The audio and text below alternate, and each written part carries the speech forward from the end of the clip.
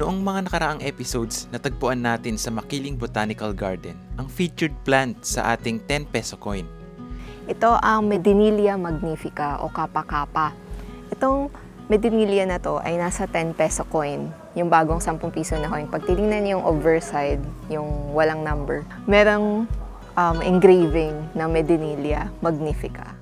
Kaya naman ngayong episode, pagpapatuloy natin ang adventure na to kung saan susubukan naman natin mahanap ang ibon na makikita sa kasalukuyang 500 peso bill natin. Pero syempre, di magiging madali ang quest na to. Pakita mo yung mga ano. Napakalinis. So, tignan natin kung makakaabot ng Subic to. Subic proper to. Mula sa matataas na bundok, hanggang sa kasulok-sulukang gubat, ultimate dream namin na ma-document ang amazing landscapes. at incredible wildlife dito sa Pilipinas. Ako si Dennis, At ako naman si Celine, kasama ng aming mobile home na si Eli the Camper Van. kikilalanin at susubukan naming tunghayan ang lahat ng magic na meron tayo. Ito ang aming mga adventures.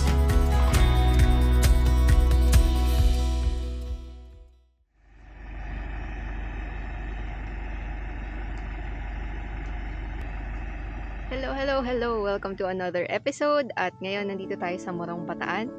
Tayo magka-car camping for the night. Nandito tayo sa isang beach cove. Ang tawag ay Blue Turtle Cove. Yan, malapit lang to sa Subic. Bukas kasi ay babiyahe tayo papuntang Subic ng maaga para mag-birding dahil may hahanapin tayong isang ibon. Ano kaya yun? Yan. So, medyo late na kami nakarating dito dahil may mga mishap na naganap along the way. Maga kami umalis ng Rizal, alas 8. Tapos nakarating kami ng Subic ng 4 p.m. Tagal, di ba? Nagtantrum si Eli. Oo, Ang daming nangyari. Pero we're here safe. Yan, nakapag-secure na rin tayo ng mga permits. Salamat sa aking friend na si June for helping us out kung paano mag-apply ng permits para makapag-birding at makapag-film tayo ng matiwasay. Yan, shoutout din kay Joanna at kay April ng SBMA sa pagtulong sa aming mag-process ng permits kahit na last minute na kami dumating dahil nga sa ating mga hindi inaasahang mga pangyayari. So dito napakaganda ng lugar at makakatulog tayo ng matiwasay at peaceful. Yes.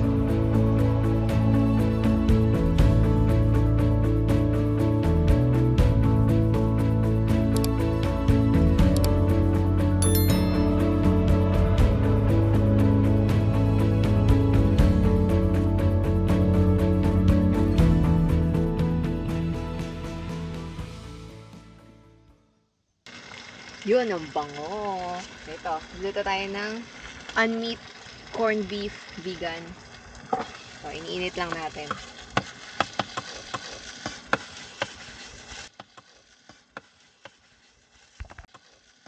Yosh! Makakakain na rin sa wakas. Yun o. Woohoo! Ayun, grabe talaga. Maraming time na i-vlog yung mga nangyayari pagka nasisiraan si Eli. Ayan. Kasi parang kaya nga kami nag-vlog para matandaan yung mga pangyayari sa buhay namin. Pero mga ganong pagkakataon, ayaw na namin matandaan pagtanda namin. So nangyari kasi, lumuwag yung belt ng alternator ni Eli. So nasa gitna kami ng NLEX kanina. Yun, buti sakto dun sa may emergency bay kami tumigil. Yun, tapos nahigpitan ko kasi alam ko nang higpitan yan kasi ilang beses na nangyari sa amin yan. Mindanao pagpunta namin. Kasi yun, biglang umingay ulit. Lumuwag na naman. So tinuloy-tuloy na namin kasi malapit na exit sa Angeles. Imbis na itigil namin doon, baka matow pa kami. Mas mahal. So ayun, humanap kami ng auto shop. Yan. Pero yung auto shop kasi tanghalian na nun. Ito hindi na namin talaga na-document kasi wala. Wildlife ang gusto namin i-document dito eh. Pero yan yung mga pangyayari. Yan. Kwento na rin namin habang kumakain. Tanghalian eh. So yung mga mekaniko wala. Kumakain pa daw sila. So habang inaayos yung tanghalian namin kanina, ako sinusubukan ko pa rin gawin si Eli. Kasi yun, hinigpitan ko ulit. Tapos sinilip ko sa ilalim at yun na nga, yung bracket pala ng alternator ang problema. Sobrang luwag ba? Hindi siya sobrang luwag pero gumagalaw. Gumagano. Naiikot pa. So, humingi na lang kami ng tulong para higpitan dun sa mekaniko. Which is, ano naman, astig kasi hindi na siya nagpabayad kasi saglit lang naman yung ginawa yung paghigpit. And yun, hanggang dito na sa Subic. Yes. Inabot na kami ng alas 4. Aga namin talaga umalis, aga namin nagising kasi nga para maraming magawa. Ganun talaga. Baka kaya kami maaga kasi mangyayari pala to. Truth. So, ayun yung mga behind the scene na kadalasan na hindi na namin napapakita. Sobrang stress lang talaga pag nasisiraan si Eli. Yung tipong napapaisip kami kung tama pa ba tong ginagawa namin. Kasi madalas talo pa kami sa gastos kay Eli. Kaya din di na namin masyadong binibida si Eli sa channel na to kasi kahit kami di na namin alam kung hanggang kailan makakasama si Eli sa atin.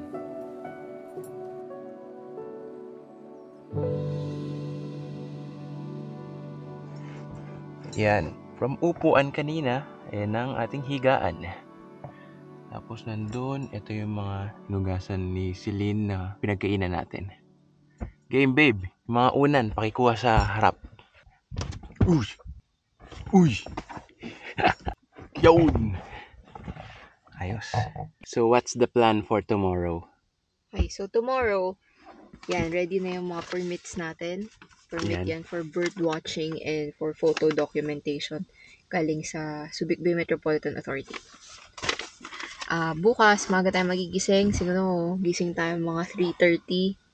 Dapat 4 a.m. nakaalis na tayo. At pupunta tayo sa Nabasan Trail. Kung saan nahanapin natin ang blue nape parrot. Apparently ay very common dito sa Subic area. Sana swertehin tayo. So, siya yung main goal natin dahil sa isang project na aking ginagawa. Bukas ko sasabihin kung ano yun. Sana pala rin tayo bukas. Yes. At Siyempre, good weather. sana makakita rin tayo ng iba pang mga ibon. Yes, the document para may bonus tayo. Okay, tulugan na. Good night. See you tomorrow. Good morning. Dito pa rin tayo sa Subic. So, umalis na kami dun sa pinag-overnightan natin. Nang maaga nga madilim pa yun Pero, ayun, katulad kahapon, nagloloko na naman si Eli. I mean yung alternator belt ni Eli.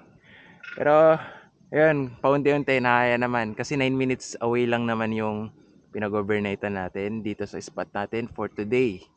So, mas mahalaga to. After nito, saka natin paayos sa Subic si Eli. Dito na tayo sa spot. Iwan muna natin dito si Eli. Tapos lakad tayo dito. Hopefully, makakita tayo ng blue nape parrot. So, tara. Let's make this trip worth it. So, dito, ayan, dyan sa puno na yan, nakakita kami ng monkey. Napicture mo ba? Hindi, no? Ayan. Uy, what is that? Hornbill? Ayan, babaeng hornbill. May nakita ulit kami. Pero dito sa puno na to, daming munggoy. Yun, no? Nice. Yan. May picture si Celine. Makikita nyo na.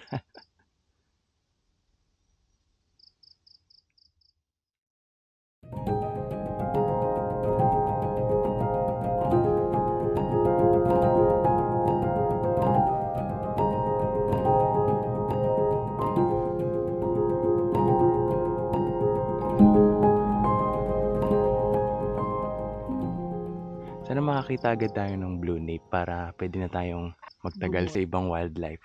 6:30 na siguro ng umaga. Pag gantong maaga, nasaan natin na preening ng mga ibon. Kumbaga inaayos nila yung mga feathers nila.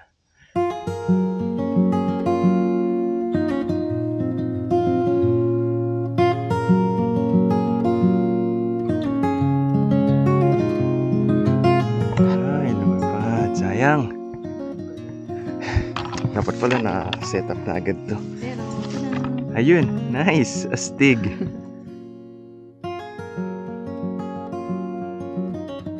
Ang kadalasan lang nakikita natin yung maliit, no? Na woodpecker, pygmy. woodpecker. Ngayon lang din ako nakakita ng ganyang kalaking woodpecker.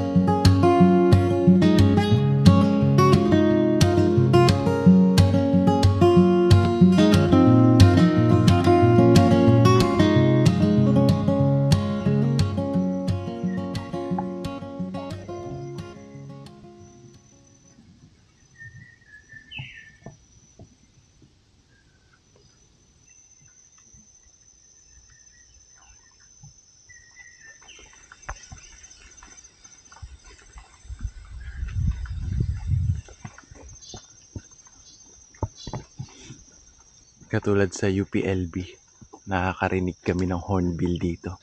Although kanina, doon pa lang kay Eli, nakakita na kami ng babaeng hornbill. Last episode, nakita na kami ng blue nape parrot pero nasa kulungan, nasa rescue center ng Ninoy Aquino Parks and Wildlife Center. So sana makakita tayo ng nasa wild naman. Please, universe.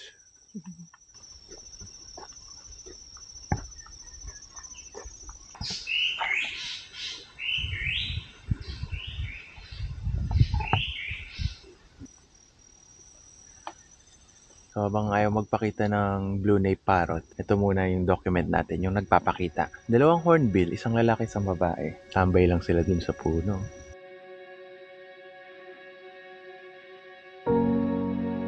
So una kong napansin, mga Luzon hornbill. Mas maliit siya kaysa dun sa Mindanao hornbill. Yun nga, dun ako unang nakita ng hornbill sa Mindanao. Unti-unti nang tumataas ang araw. Unti-unti na rin kaming nawawalan ng pag-asa. Napapaisip na kami na kung kaya ba ang daming aberya na naganap sa amin sa pagpunta dito, ay siguro dahil di pa tamang panahon para sa blue nape parrot. Nasa ibang spot yata sila. Kita, sinulat sa spot ah.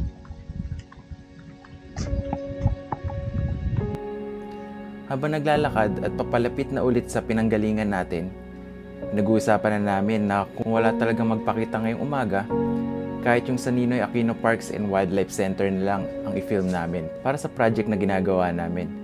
Medyo tight schedule din kasi na plano namin ngayon at bukas dapat nasa ibang lugar naman kami.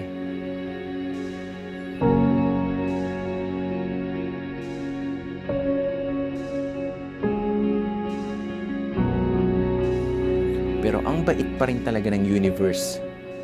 Dahil hanggang sa uli, di pa rin tayo binigo. Ay, nasa wakas yun na. Nagdadalawang isip akong gumalaw eh. Gusto ko sana lumapit. Pero kitang-kita ko siya dito. Ayun, kitang-kita yung blue nape niya. Astig! Thank you, universe! Astig! Astig! Kinikilabutan ako. Tamang-tama yung pagliko natin, pagbalik natin dito. Kasi dito rin tayo dumaan kanina. Tapos, nung paikot na kami, mainit dun sa area na yon kaya bumalik kami. Astig! Nice, nice, nice. Sana magpakita pa.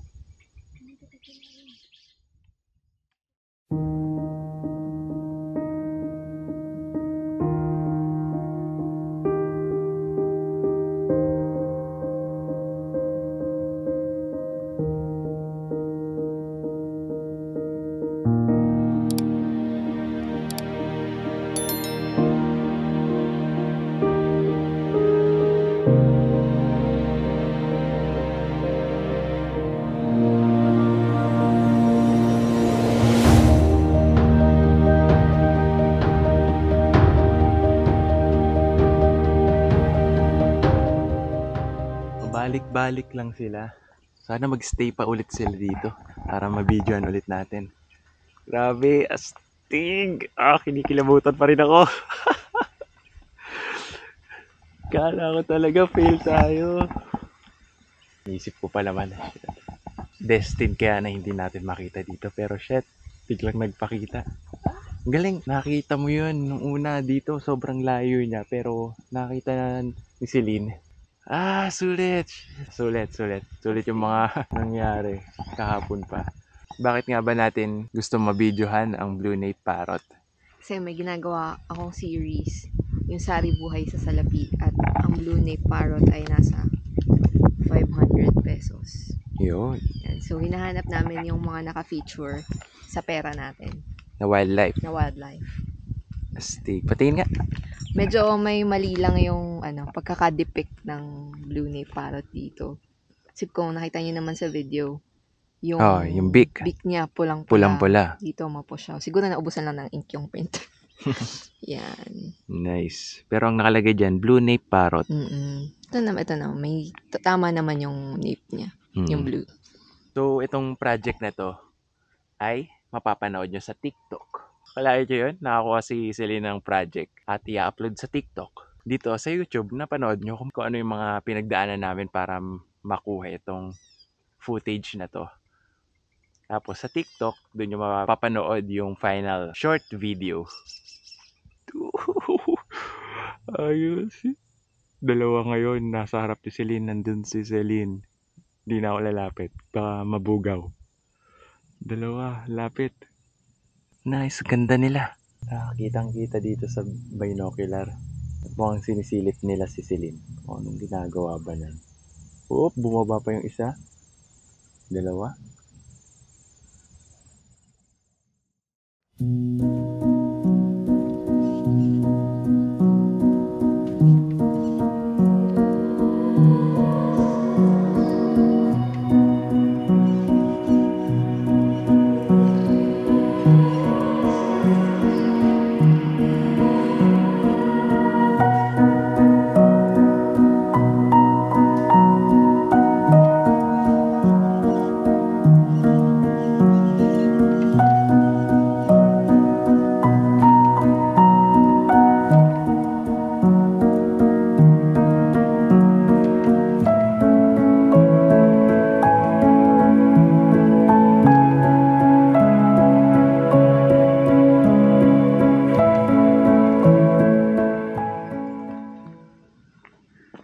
So, binibidyo na namin yung TikTok ni Celine about sa Blue Nape Parrot.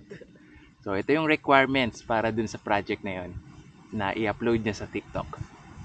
Sa Instagram. And Instagram.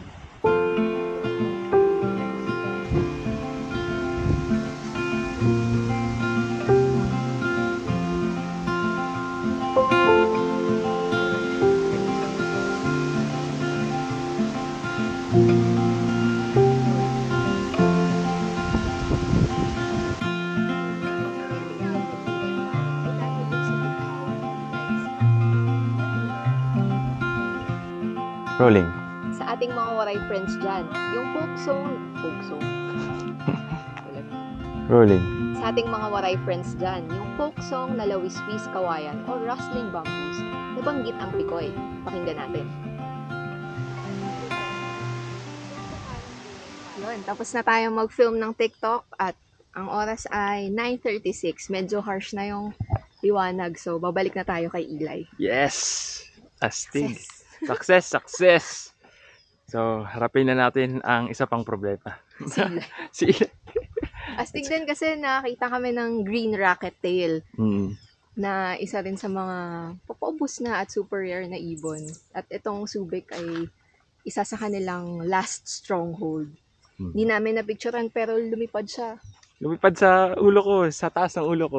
Astig. Kitang-kita namin yung buntot niya na kakaiba. Nice. Okay, we're back kay Eli the Camper Van at ito, nagluluto ako ng breakfast. Tusino ulit. Pagtsagaan muna natin yan dahil ito nga at habang ako ay nagluluto, si Dennis ayun. Diba? Ang gulo ngayon sa loob ni Eli. So, hinihigpitan ko ulit yung alternator belt natin. Hopefully, makarating tayo sa pagawaan. Kasi, ang totoong problema nito nandun sa ilalim. Yung sa bracket niya. Kaya kahit anong higpit ko dito, laging lumuluwag. May dahon ka sa ulo. I am with nature. Ewan ko, parang kasama na rin to sa bawat tagumpay natin sa mga adventure natin. May behind the scene na ganito na ngayon lang namin pinapakita. So, tignan mo yung loob ni Eli. Tingnan nyo. Tada! Ayun, tinanggal muna natin yung passenger seat para mas madaling mahigpitan yung belt. Tapos dito muna ako sa loob sumasakay. Ayan. Yun, it do be like that sometimes. Sige, tapusin ko lang to and see you later.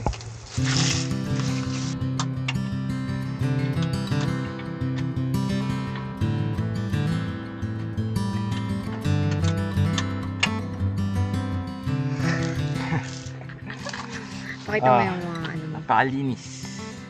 Grabe. So, Hinigpitan ko na yung ilalim. Hindi ko nahigpitan ko siya kasi may washer doon na kahapon, kahit anong higpit mo, gumagalaw-galaw pa rin. Pero ngayon hindi siya gumagalaw. So, tignan natin kung makakaabot ng Subic proper to. Nakarating kami ng matiwasay sa Subic proper. Kaya naman nagkalakas ng loob kami na tuloy-tuloy na pauwi itong biyahe na to. Pero paglabas ng Subic, ayan, nag-ingay ulit si Eli. So again, bumaba ako at hinigpitan yung mga may ingay na belt. At mula nun, nagtuloy-tuloy na hanggat sa makalabas kami ng SCTEX. At dito nga sa NLEX, tumigil kami para makapag-lunch. Yes. Wala na tayo sa SCTEX, nasa NLEX na tayo. Burger King sa NLEX. Yan, may plant-based na burger kaya pwede sa amin dito kumain. So yung last na higpit ko ay nag-work naman. So ito, kain muna tayo, 1:30 na.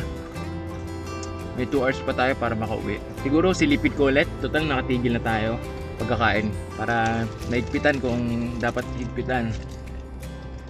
Masaya ang van life pero pag luma na yung sasakyan nyo, napakadaming aberya. Buti na lang talaga, success na tayo kanina. Sobrang awesome nung experience natin kanina.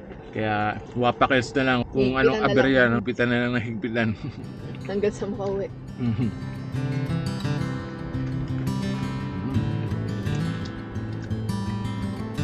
After mahigpitan ulit yung mga belt, nagtuloy-tuloy na kami pauwi ng home base natin sa Rizal.